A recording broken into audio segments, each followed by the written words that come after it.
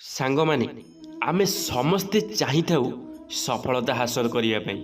ଆମ ମନରେ ସବୁବେଳ ପାଇଁ ଗୋଟିଏ କଥା ଚାଲିଥାଏ, କେମିତି ଆମେ ଜୀବନରେ କିଛି ଗୋଟେ କାର୍ଯ୍ୟ କରିକିରି ଦେଖେଇବା ଆଉ ଆଗକୁ ବଢ଼ିବା।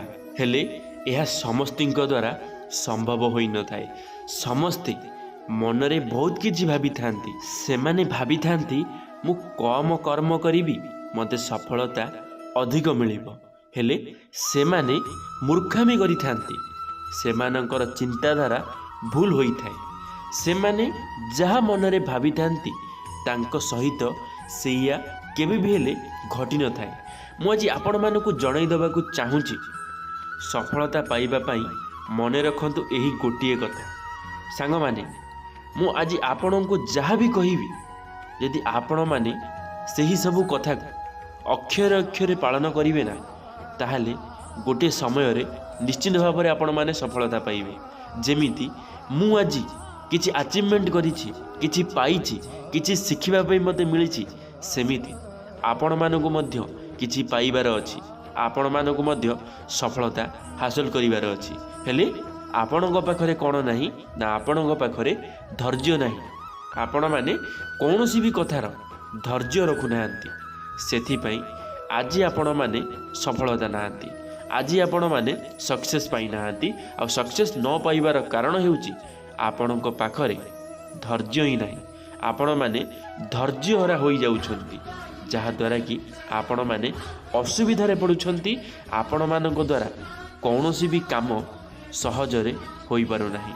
ସାଙ୍ଗମାନେ, ଆଜିର ଭିଡ଼ିଓଟି ସେହିଭଳି କିଛି, ଯାହା ଶୁଣିଲା ପରେ ଆପଣମାନେ ଆଶ୍ଚର୍ଯ୍ୟ ହୋଇଯିବେ। ସାଙ୍ଗମାନେ, ମୁଁ ବିଶ୍ୱଜିତ ଆପଣମାନଙ୍କୁ ସ୍ୱାଗତ କରୁଛି ମୋର ଏକ ନୂଆ ଭିଡ଼ିଓରେ। ଯଦି ଭିଡ଼ିଓଟି ଆପଣମାନଙ୍କୁ ଭଲ ଲାଗିବ ତାହେଲେ ଲାଇକ୍ଟିଏ ନିଶ୍ଚିତ ଭାବରେ କରିଦେବେ। ତ ଚାଲନ୍ତୁ ସାଙ୍ଗମାନେ, ଆଜିର ଭିଡ଼ିଓଟି ଆରମ୍ଭ କରିବା। ସାଙ୍ଗମାନେ, ଆଜିର ଭିଡ଼ିଓ ମୁଁ ଆପଣମାନଙ୍କୁ ଗୋଟେ ଗଳ୍ପ ମାଧ୍ୟମରେ କହିବାକୁ ଚାହୁଁଛି। ଆପଣମାନଙ୍କୁ এই ଗଳ୍ପଟି ଶେଷ ପର୍ଯ୍ୟନ୍ତ ନିଶ୍ଚିତ ଭାବରେ ଶୁଣିବାର ଅଛି। ଆଉ ଶେଷରେ ମୁଁ ଆପଣଙ୍କୁ କିଛି ନୀତି ଶିକ୍ଷା ମଧ୍ୟ ନିଶ୍ଚିତ ଭାବରେ କହିଦେବି। ତ ଚାଲନ୍ତୁ ଆରମ୍ଭ କରିବା। ନଦୀ ପାଖ ଦେଇ ଜଣେ ଭିକ୍ଷାରୀ ଯାଉଥିଲେ। ସେହି ପାଖରେ ଜଣେ ବୃଦ୍ଧା ମଧ୍ୟ ବସିଥିଲେ। ଭିକ୍ଷାରୀ ବୁଢ଼ା ଲୋକ ଜଣକୁ ପଚାରିଲେ, ଏହାଠୁ ଗାଁ କେତେ ଦୂର ଅଟେ? ଶୁଣିଛି ସୂର୍ଯ୍ୟ ଅସ୍ତ ହେବା ପରେ ହିଁ ଗାଁର ଦ୍ୱାର ବନ୍ଦ ହୋଇଯାଏ। ଏବେ ସନ୍ଧ୍ୟା ହେବାକୁ ଯାଉଛି, କ'ଣ ମୁଁ ସେଠାରେ ପହଞ୍ଚିଯିବି? ବୁଢ଼ା କହିଲା, ଧୀରେ ଚାଲିବ ତ ପହଞ୍ଚି ବି ପାରିବ। ସାଙ୍ଗମାନେ, ଆପଣମାନଙ୍କୁ ଟିକେ ଆଶ୍ଚର୍ଯ୍ୟ ଲାଗୁଥିବ ନା, ଏ ଲୋକ ଜଣକ କ'ଣ ପାଇଁ କହିଲେ ଧୀରେ ଚାଲିବା ପାଇଁ? ଜାଣିବା ଆଗକୁ। ଭଲ ଭାବରେ ମନ ଧ୍ୟାନ ଦେଇକିରି ଶୁଣନ୍ତୁ। ଭିକ୍ଷାରୀ ଏହା ଶୁଣି ଚିନ୍ତାରେ ପଡ଼ିଗଲା। ସେ ଭାବିବାକୁ ଲାଗିଲା କି ଲୋକ କହନ୍ତି କି ଶୀଘ୍ର ଯାଅ, କିନ୍ତୁ ଇଏ ତ ବିପରୀତ କଥା କହୁଛନ୍ତି। ଇଏ ତ ମୋତେ ଭିକ୍ଷାରୀ ଭାବି ମଜାକ ଉଡ଼ଉଛନ୍ତି। ସେ ଜୋରରେ ଦୌଡ଼ିବାକୁ ଲାଗିଲେ। ସାଙ୍ଗମାନେ, ସେ ଯେଉଁ ଲୋକଟି ଆସୁଥିଲେ, ଯେତେବେଳେ ସେ ଏକଥା ଶୁଣିଲେ, ଯେତେବେଳେ ଗୋଟେ ଲୋକ ତାଙ୍କୁ ବିପରୀତ କଥା କହୁଛି, ସେତେବେଳେ ସେ ଆଉ କିଛି ଭାବିପାରିଲେ ନାହିଁ। ସେ ଭାବିଲେ ଇଏ ମୋର ମଜାକ ଉଡ଼ଉଛି। ସେଥିପାଇଁ ସେ ଜଲ୍ଦି ପହଞ୍ଚିବା ପାଇଁ ସେ ଦୌଡ଼ିବାକୁ ଲାଗିଲେ। ଜଲ୍ଦି ଜଲ୍ଦି ଯାଇ ପହଞ୍ଚିବା ପାଇଁ ସିଏ ତାଙ୍କ ନିଜର ସ୍ପିଡ଼କୁ ବଢ଼େଇ ଦେଲେ। କିନ୍ତୁ ରାସ୍ତା ଆବଡ଼ା ଖାବଡ଼ା ଏବଂ ପଥରିଆ ଥିଲା। କିଛି ସମୟ ପରେ ଭିକ୍ଷାରୀ ଜଣକ ପଡ଼ିଗଲେ। ବହୁତ କଷ୍ଟ କରି ସେ ଉଠି ମଧ୍ୟ ଗଲେ, କିନ୍ତୁ କଷ୍ଟ ପାଇ ଚିନ୍ତା କରୁଥିଲେ। ସେ ଚାଲିପାରୁନଥିଲେ। ଚାଲିବାରେ ବହୁତ କଷ୍ଟ ହେଉଥିଲା। ସେ କୌଣସି ପ୍ରକାରରେ ଆଗକୁ ବଢ଼ିବାକୁ ଲାଗିଲେ, କିନ୍ତୁ ସେତେବେଳକୁ ଅନ୍ଧାର ହୋଇଯାଇଥିଲା। ସେହି ସମୟରେ ସେ ଗାଁ ଠାରୁ ଅଳ୍ପ ଦୂରରେ ଥିଲା। ସେ ଦେଖିଲେ କି କବାଟ ବନ୍ଦ ହୋଇଯାଇଛି। ସେ ଦୁଃଖୀ ହୋଇଗଲେ। ତା ଠିକ୍ ପାଖରେ ଜଣେ ବ୍ୟକ୍ତି ଯାଉଥିବାର ସେ ଦେଖିଲେ। ସେ ଭିକାରୀକୁ ଦେଖି ହସିବାକୁ ଲାଗିଲେ। ଭିକାରୀ ରାଗି ଯାଇ କହିଲା, ତୁମେ ହସୁଛ କ'ଣ ପାଇଁ? ବ୍ୟକ୍ତି କହିଲେ କି ଆଜି ଆପଣଙ୍କର ଯାହା ଅବସ୍ଥା ହୋଇଛି ତାହା କେବେ ମୋର ବି ହୋଇଥିଲା। ଭିକାରୀର ଇଚ୍ଛା ଶକ୍ତି ବଢ଼ିଗଲା। ସେ ପଚାରିଲା, ସଫା ସଫା କୁହ, କ'ଣ କହିବାକୁ ଚାହୁଁଛ ଭାଇ? ସେହି ବ୍ୟକ୍ତି ଜଣକ କହିବା ଆରମ୍ଭ କଲେ, ନଦୀ ପାଖରେ ଜଣେ ବାବା ମୋତେ ବି କହିଥିଲେ କି ଧୀରେ ଯାଅ। ସେତେବେଳେ ମୋତେ ଠିକ୍ ଲାଗିନଥିଲା। ପ୍ରକୃତରେ ସେ କହିବାକୁ ଚାହୁଁଥିଲେ କି ରାସ୍ତା ଭଲ ନାହିଁ, ସମ୍ଭାଳି ହୋଇ ଚାଲିବ ତ ଶୀଘ୍ର ପହଞ୍ଚି ପାରିବ। ଜୀବନରେ ଜୋର ଦୌଡ଼ିବା ଠିକ୍ ହୋଇନଥାଏ। କେବେ କେବେ ଭାବିଚିନ୍ତି ଧୀରେ ଧୀରେ ପାଦ ବଢ଼ାଇଲେ ବି କାମ ହୋଇଯାଇଥାଏ। ସାଙ୍ଗମାନେ, ଏଥିରୁ ଆମେ କ'ଣ ଶିଖିଲେ?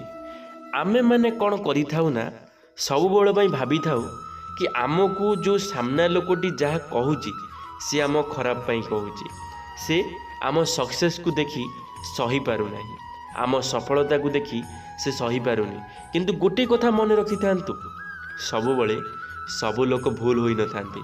କେବେ କେବେ ଆମ ଭାବିବା ମଧ୍ୟ ଭୁଲ ହୋଇଥାଏ, ଆମ ଚିନ୍ତା କରିବା ଶକ୍ତି ମଧ୍ୟ ଭୁଲ ହୋଇଥାଇପାରେ।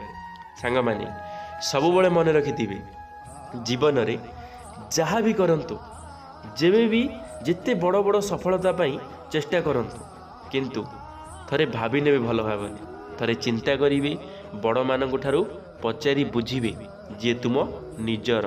ଆଉ କେବେ ବି ହେଲେ ଭାବିବେନି କି ମୋତେ ଯେଉଁମାନେ ସବୁ କହୁଛନ୍ତି ସମସ୍ତେ ମୋ ଖରାପ ହିଁ ଚାହୁଁଛନ୍ତି।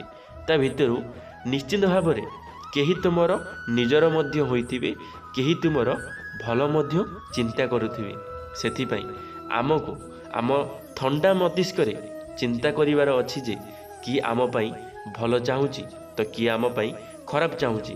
ଏମିତି କଥା ନାହିଁ ଯେ ଆମକୁ ଏ ଦୁନିଆରେ ସମସ୍ତେ ଭଲ ହିଁ ଆମ ପାଇଁ ଚାହୁଁଛନ୍ତି। ଏ ଦୁନିଆରେ ଏମିତି ବି ଲୋକ ଅଛନ୍ତି ଆମ ସଫଳତାକୁ ଦେଖି ସହିପାରୁନାହାନ୍ତି। ତା ମାନେ ନୁହଁ ଯେ କି ଆମେ ସମସ୍ତଙ୍କୁ ଖରାପ କହିବା, ଏହାର ମାନେ ନୁହଁ ଯେ ଆମେ ସମସ୍ତଙ୍କୁ ପର କରିଦେବା। କାରଣ ଏ ଦୁନିଆରେ ବହୁତ ଲୋକ ଭଲ ଅଛନ୍ତି, ସେମାନେ ସବୁବେଳେ ଚାହିଁଥାନ୍ତି ଗୋଟେ ଲୋକ ତା ଜୀବନରେ ସଫଳତା ହାସଲ କରୁ। ସେ ଗୋଟେ ଗରିବ ଲୋକ ହୋଇଥାଉ କି ସେ ଗୋଟେ ଧନୀ ଲୋକ ହୋଇଥାଉ, ସବୁବେଳେ ସମସ୍ତେ ସମାନ ନଥାନ୍ତି। ସମସ୍ତଙ୍କର ଚିନ୍ତାଧାରା ଏକ ନଥାଏ। ସବୁବେଳେ କାହାର ଚିନ୍ତାଧାରା ଭଲ ଥାଏ ତ କାହାର ଖରାପ ଥାଏ। ସାଙ୍ଗମାନେ, ଏଥିରୁ ଆମେ କ'ଣ ଶିକ୍ଷା ପାଇଲେ? ଏଥିରୁ ଆମେ ଶିକ୍ଷା ପାଇଲେ ଯେ ଜ୍ଞାନୀ ବ୍ୟକ୍ତିଙ୍କର କଥାକୁ କେବେ ଅଣଦେଖା କରିବା ନାହିଁ। ସଫଳତା ପ୍ରାପ୍ତ କରିବା ପାଇଁ ଧୈର୍ଯ୍ୟର ସହିତ କାମ କରିବା। ସାଙ୍ଗମାନେ, ଆଜିକା ସମୟରେ ଆମେ ତ ବାପା ମାଆଙ୍କ କଥାକୁ ଅଣଦେଖା କରିଦେଉଛେ, ହେଲେ ଆମେ ଜ୍ଞାନୀ ବ୍ୟକ୍ତିଙ୍କର କଥାକୁ କେମିତି ନିଜ ମନରେ ରଖିବା, ନିଜ କର୍ମରେ ଲଗେଇବା? ଯେପର୍ଯ୍ୟନ୍ତ ନିଜ ବାପା ମାଆଙ୍କୁ ସମ୍ମାନ ଦେଇ ଶିଖିନ, ନିଜ ବାପା ମାଆଙ୍କୁ ତୁମେ ଗୁରୁ ଭାବିନ, ସେ ପର୍ଯ୍ୟନ୍ତ ତୁମେ ଜୀବନରେ କିଛି କରିପାରିବ ନାହିଁ। ଆଗେ ନିଜ ବାପା ମାଆଙ୍କୁ ଭଲ ପାଇବା ଦିଅ, ନିଜ ବାପା ମାଆଙ୍କୁ ସମ୍ମାନ ଦେଇ ଶିଖ, ତାପରେ ଦେଖିବ ନିଶ୍ଚିତ ଭାବରେ ସବୁ ଜିନିଷରେ ତୁମକୁ ସଫଳତା ମିଳିବ। ଗୋଟିଏ ସମୟରେ ତୁମେ ନିଶ୍ଚିତ ଭାବରେ ସମସ୍ତଙ୍କ ଠାରୁ ଆଗରେ ରହିବ। ଧନ୍ୟବାଦ ଭିଡ଼ିଓଟିକୁ ଶେଷ ପର୍ଯ୍ୟନ୍ତ ଦେଖିଥିବାରୁ। ଯଦି ଭିଡ଼ିଓଟି ଭଲ ଲାଗିବ ଲାଇକ୍ଟିଏ ନିଶ୍ଚିତ ଭାବରେ କରିଦେବେ। କମେଣ୍ଟ ବକ୍ସରେ ଆପଣମାନଙ୍କର ମତାମତ ରଖିବେ। ଚ୍ୟାନେଲଟିକୁ ସବସ୍କ୍ରାଇବ୍ ମଧ୍ୟ କରିଦେବେ। ସାଙ୍ଗମାନଙ୍କ ମଧ୍ୟରେ ସେୟାର ମଧ୍ୟ କରିଦେବେ। ଧନ୍ୟବାଦ। ଜୟ ଜଗନ୍ନାଥ, ଜୟ ମା ଶାରଳା, ଜୟ ଶ୍ରୀକୃଷ୍ଣ।